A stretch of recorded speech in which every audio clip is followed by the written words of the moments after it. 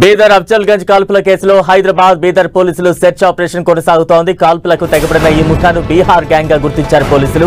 బీదర్ లో దోపిడీకి పక్కా స్కెచ్ వేసి మరీ 93 లక్షల కొట్టేసి ఒకరిని హత్య చేశారు దుండగులు. అనంతరం హైదరాబాద్ కు వచ్చింది అమిత్ కుమార్ ముఠా. హైదరాబాద్ లోని అఫ్జల్గంజ్ లో 2 బ్యాగులు కొనుక్కుని కొట్టేసిన డబ్బుతో రాయ్పూర్ వెళ్లి అక్కడ నుంచి బీహార్ వెళ్లినట్లుగా పోలీసులు అనుమానిస్తున్నారు. తాజా అప్డేట్స్ అందించేందుకు ప్రతినిధి కిరణ్ సిద్ధంగా ఉన్నారు. కిరణ్,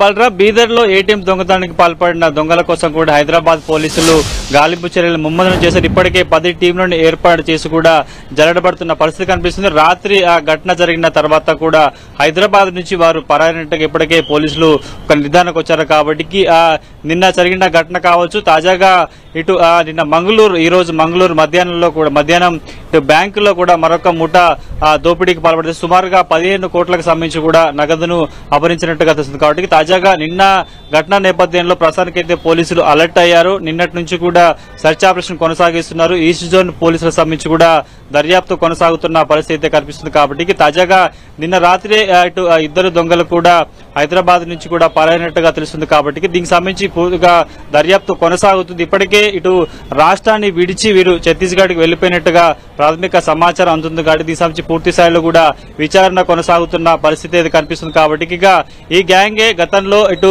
ఛత్తీస్గఢ్ లో కూడా ఒక ఏటీఎం దొంగతనానికి పాల్పడినట్టు ఇప్పటికే పోలీసులు గుర్తించారు. ఆ ముఠా ఈ ముఠా ఇద్దరు ఒకటే కాబట్టి దీనికి సంబంధించి కూడా ఇప్పటికే వీడు నిన్న బీదర్ లో ఏటీఎం దొంగతనానికి పాల్పడి అఫ్జల్గంజ్ కు వచ్చి అఫ్జల్గంజ్ నుంచి ఛత్తీస్గఢ్ లో ట్రావెల్ బస్ లో వెళ్లేందుకు ట్రావెల్ చేశారు. ముందు ఏదైతే వాళ్ళు దొంగిలించిన డబ్బులు ఏవైతే ఉంటే దాన్ని భద్రపరిచేందుకు అఫ్జల్గంజ్ లో ఒక బ్యాగ్ షోరూమ్ లో కూడా బ్యాగును కొనుగోలు చేసినట్టుగా అందుకు సంబంధించిన సీసీటీవీ ఫుటేజ్ ను కూడా హైదరాబాద్ పోలీసులు కనుగొన్న పరిస్థితి కనిపిస్తుంది. కాబట్టి తాజాగా ఈ ఘటనకు సంబంధించి కూడా అనేక కోణాల్లో దర్యాప్తు చేస్తున్నారు. కొన్ని వందల సీసీటీవీ ఫుటేజ్ ను కూడా పోలీసులు పరిశీలించిన నేపథ్యంలో ప్రస్తుతానికైతే ఈ ఇద్దరు సంబంధించి కూడా సర్చ్ ఆపరేషన్ అయితే హైదరాబాద్ పోలీసులు ముమ్మరంగా చేస్తున్నారు. కిరణ్, అంటే ఈ ముఠా సభ్యులు ఎంతమంది అనుమానిస్తున్నారు? మరోవైపు నిన్న కర్ణాటకలో ఈ పెద్ద ఎత్తున చోరీలు చూస్తూ ఉన్నాం.